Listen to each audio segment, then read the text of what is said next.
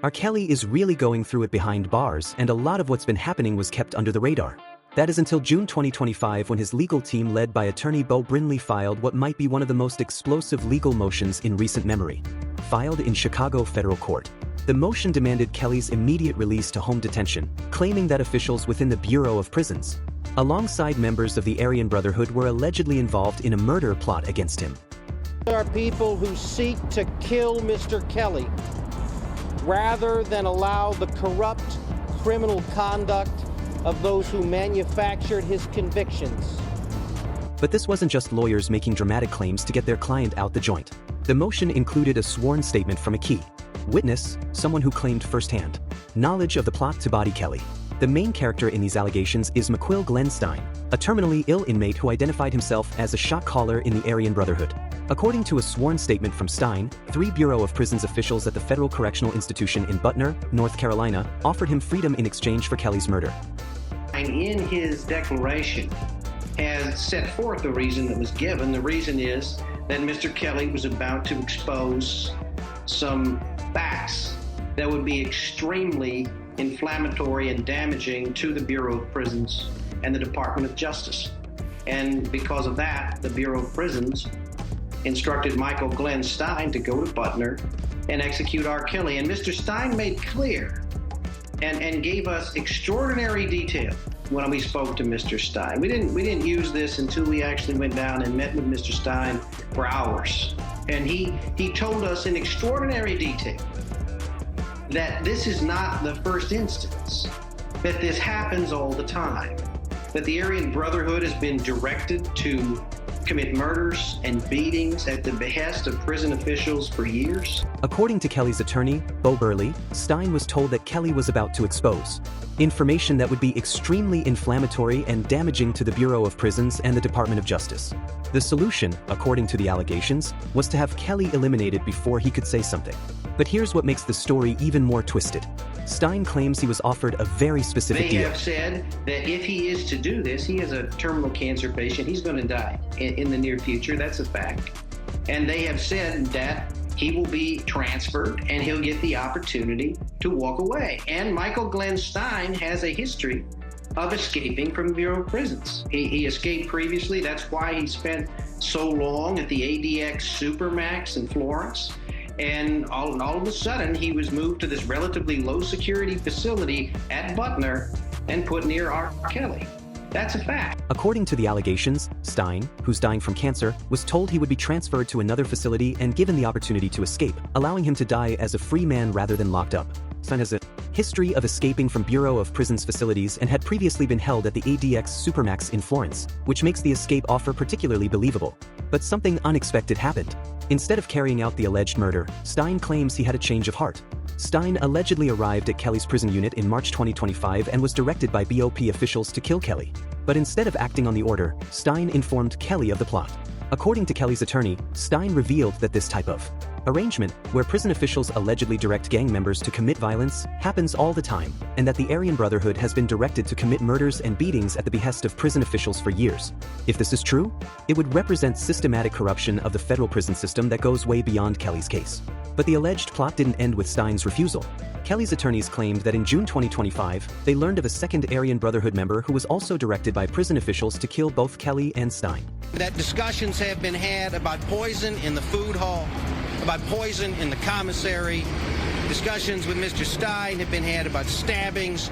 These are the kinds of methods that have been discussed. The allegations include specific methods that were allegedly discussed for carrying out the hit, including poisoning Kelly's food in the chow hall or commissary and stabbings. Following the filing of the emergency motion, Kelly's situation allegedly became even more messed up. Kelly was reportedly moved to solitary confinement at FCI Butner, where his legal team claims he is unable to contact his family and is in spider-infested conditions. Kelly's legal team argues that the solitary confinement is retaliation for exposing the alleged murder plot rather than protection. Kelly is allegedly too scared to eat prison meals or use commissary goods, believing they may be poisoned. But the murder plot is just one part of a larger conspiracy that Kelly's legal team alleges. They claim the entire case against Kelly was built on constitutional violations and prosecutorial misconduct. It's not allegedly having evidence. We do have evidence, and one piece of evidence we've already presented in the form of a signed declaration from Keyshawn Mogadamudi, Robert's former cellmate. And what he describes is having been solicited by prosecutors who are offering him a reduced sentence in exchange for stealing Mr. Kelly's privileged attorney-client court. Kelly's attorney said they have evidence that Kelly's former cellmate was recruited by prosecutors to steal attorney-client communications. The cellmate, Keshan Mogadamudi, provided a signed declaration stating that prison guards facilitated the theft of these documents, which were copied by a Bureau of Prisons investigator and used in Kelly's trials. If this is true, it would represent a massive violation of Kelly's constitutional rights and could potentially throw out his conviction. Federal prosecutors have responded to these allegations with dismissive language that reveals their view of Kelly's claims.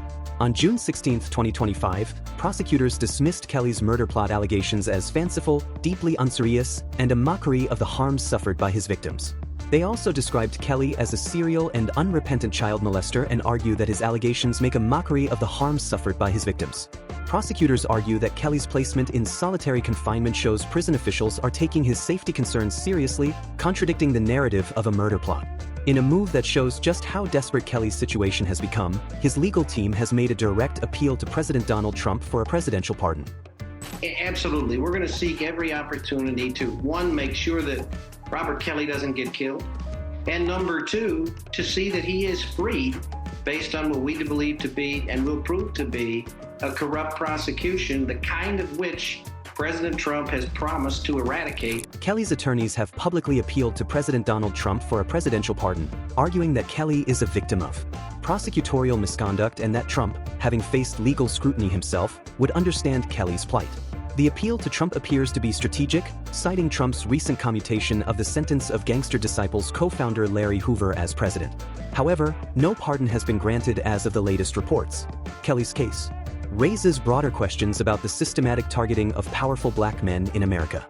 His former cellmate Ronnie Bao draws connections between Kelly's situation and other high-profile cases. He filing about what they doing to all blacks in America. They violating out of our human rights. R. Kelly case too. They violating that man human rights. Larry Hoover, like, they violating his human rights. He got another bogus case. Despite the murder plot allegations, Kelly's legal battles in the traditional court system have been largely unsuccessful. The Second U.S. Circuit Court of Appeals upheld Kelly's conviction and 30-year sentence on February 12, 2025, rejecting arguments about inadequate evidence, biased jurors, and improper use of racketeering laws. Kelly's attorney, Jennifer Bonjohn, plans to seek U.S. Supreme Court review, citing concerns about prosecutorial overreach. However, the U.S. Supreme Court declined to hear Kelly's appeal of the Chicago conviction in October 2024. Despite the legal battles and alleged threats, Kelly has reportedly remained creatively active while locked up.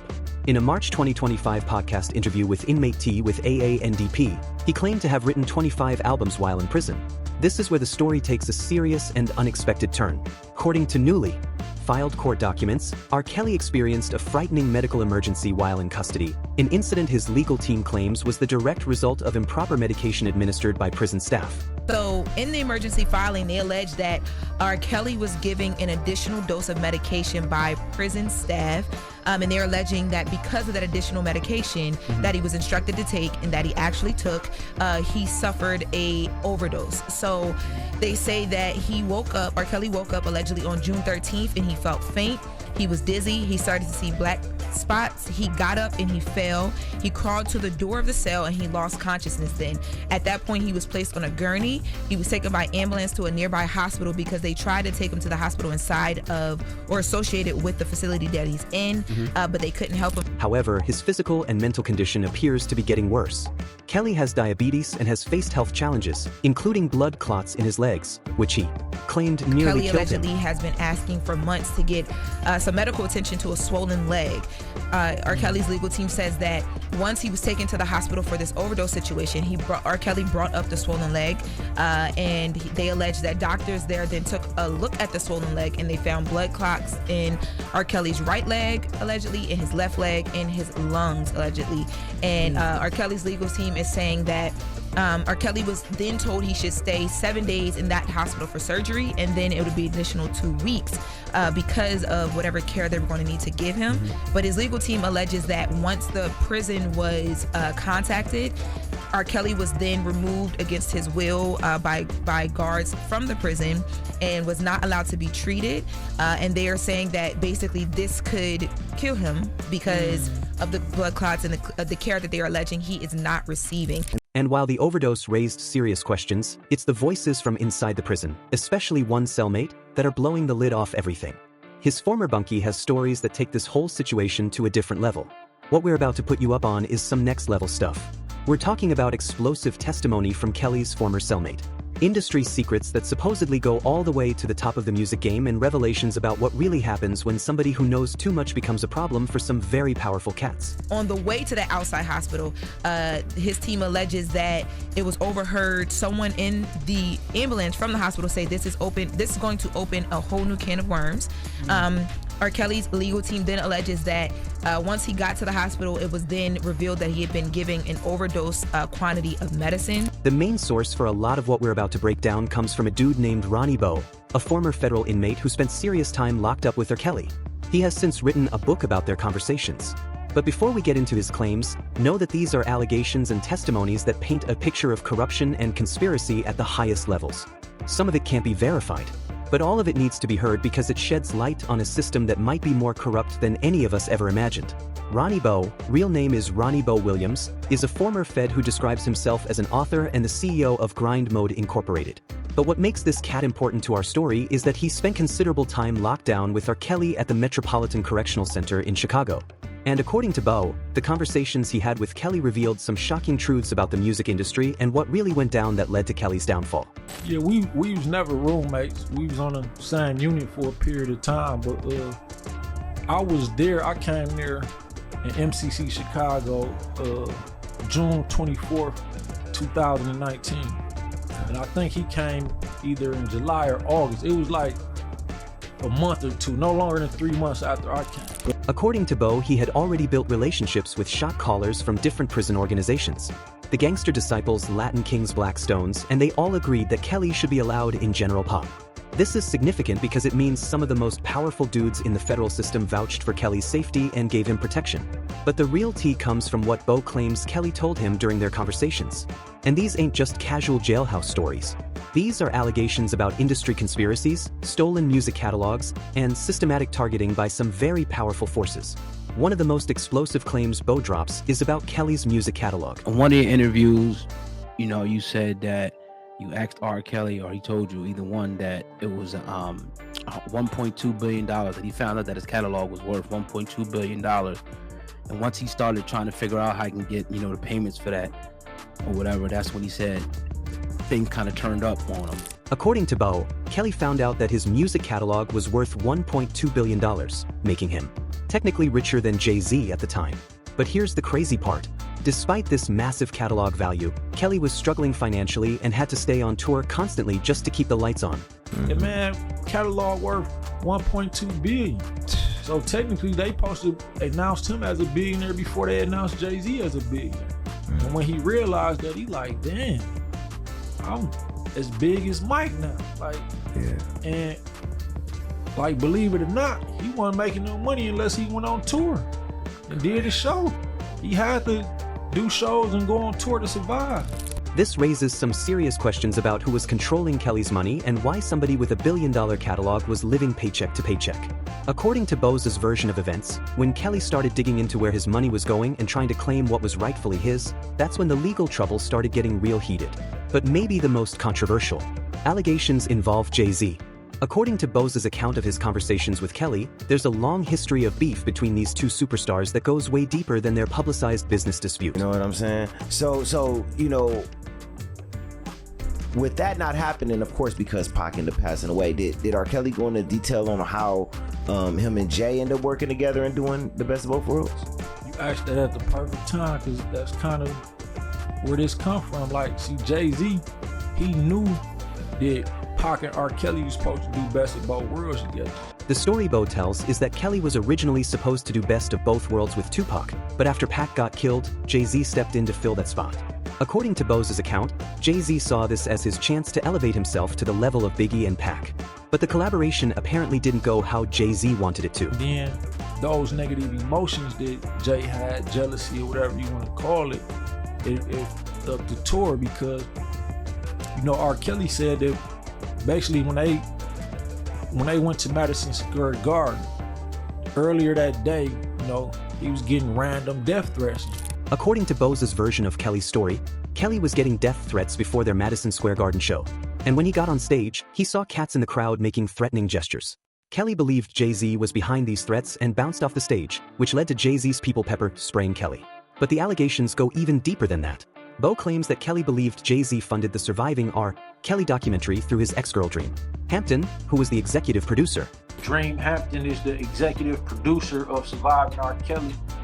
You know, that's her project, and that's Jay-Z's ex-girlfriend, and you know, he funded mostly all of her projects, if not all. If this is true, that would mean one of the most powerful cats in the music industry deliberately funded a documentary designed to destroy Kelly's career and reputation. Bo's allegations don't stop with Jay-Z, though.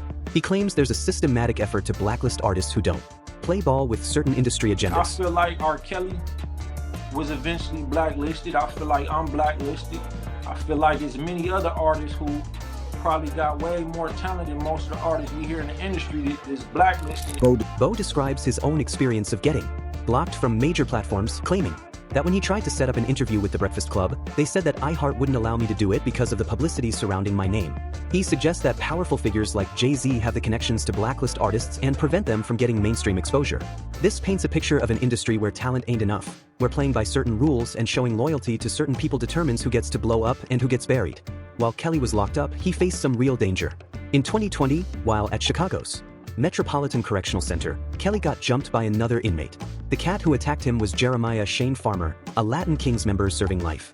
But according to Bo, there was more to this attack than what met the eye. Right in the midst of that, for like 3 days in a row, he was coming up there protesting on R. Kelly's behalf. So in the feds, they got this rule, like if they protesting around a building, we got to do emergency lockdown.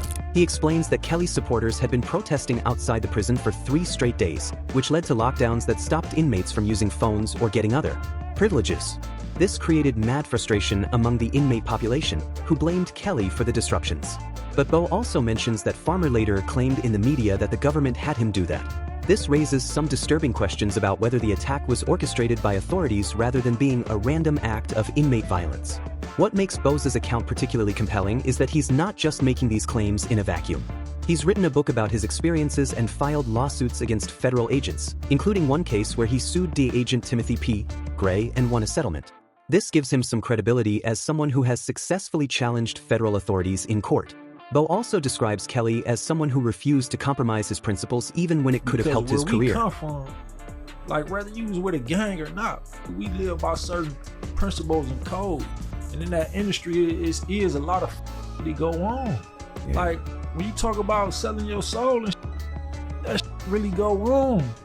You know what I mean? Or this executive, you got this rich executive in the industry, and he could go over your career. He might want to play with your or something. He might want to play with your or something. But where we come from, it's like, what? And that's the type of R. Kelly was. R. Kelly told Quincy Jones, man, because of the God I serve, I can't get down like that, homie. According to Bo, Kelly refused advances from powerful industry figures like Quincy Jones, which may have limited his opportunities and made him enemies in an industry where such compromises are allegedly expected. The picture that emerges from these cellmate revelations is of an industry built on corruption where artists are controlled through blackmail, financial manipulation, and when necessary, legal persecution. But if these allegations are true, they're just the tip of the iceberg.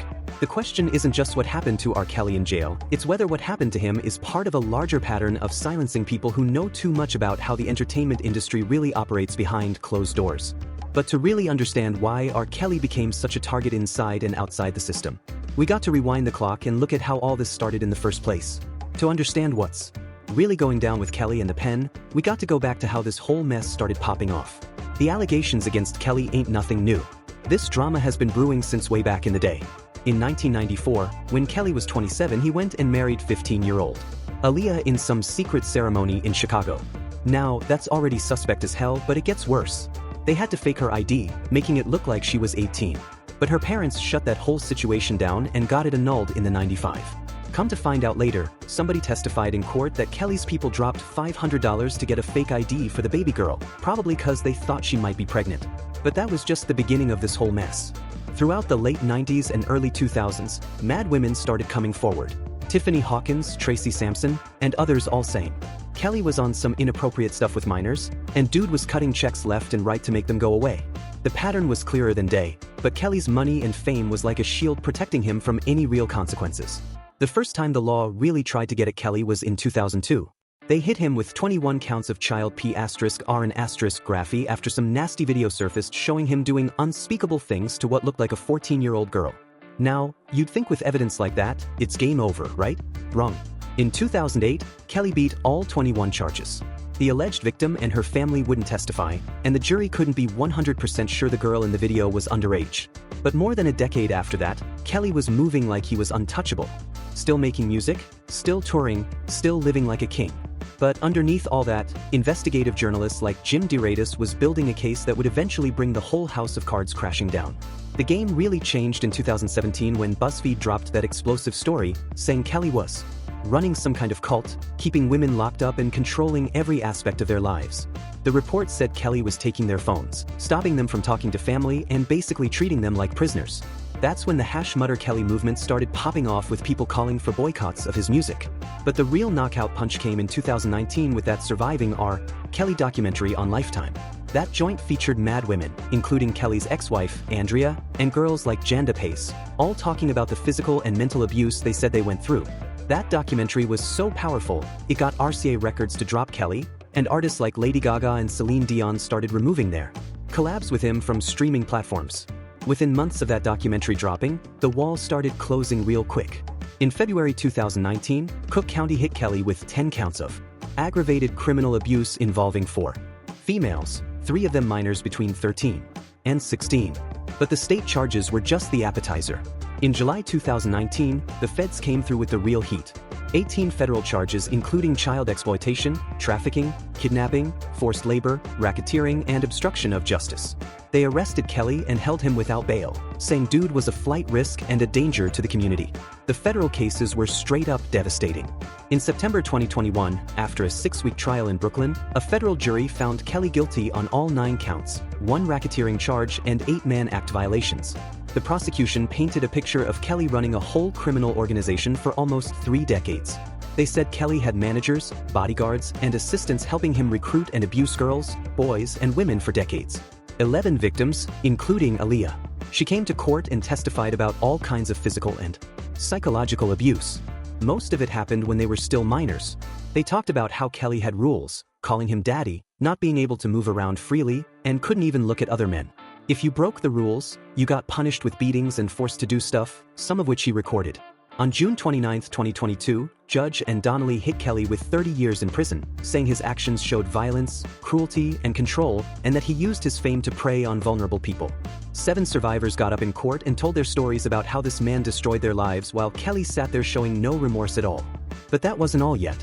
In September 2022, a Chicago federal jury found Kelly guilty on 6 out of 13 charges. 3 counts of making child pornography and 3 counts of getting minors to have. This trial was all about videos showing Kelly abusing his 14-year-old goddaughter, who they called Jane, in court. Jane herself testified, confirming she was the girl in those videos and saying Kelly abused her hundreds of times before she turned 18. In February 2023, Judge Harry Linenweber gave Kelly another 20 years with 19 years running at the same time as the New York sentence and 1 year added on top, bringing his total to 31 years. The man who used to rock stages all over the world and live in mansions is now fighting for his life in a completely different type of spotlight. One where federal agents, white supremacist gangs, and powerful industry people all supposedly got an interest in making sure he stays quiet forever. As of the latest reports, Kelly remains in solitary confinement at FCI Button Medium 1 with no reported resolution to his emergency motion. A hearing was scheduled for June 20, 2025 before U.S. District Judge Martha Packold, but the focus appears to be on whether the Chicago court has jurisdiction over Kelly's claim given that he is incarcerated in North Carolina. Kelly is not due for release until December 2045 when he'll be 78 years old if he survives that long. Given the allegations about threats to his life and his deteriorating health, that's a very big if. The question is whether we'll ever know the full truth about what really went down with R. Kelly in the pen. With powerful forces allegedly working to keep him quiet, and with Kelly himself facing what might be a life sentence, the secrets he claims to know may die with him. The king of R&B may have fallen from grace, but the shock waves from his fall are still reverberating through the halls of power, and they may continue to do so for years to come. Tell us your thoughts in the comments. Check out more by clicking the suggested videos on your screen. Don't forget to subscribe to this channel.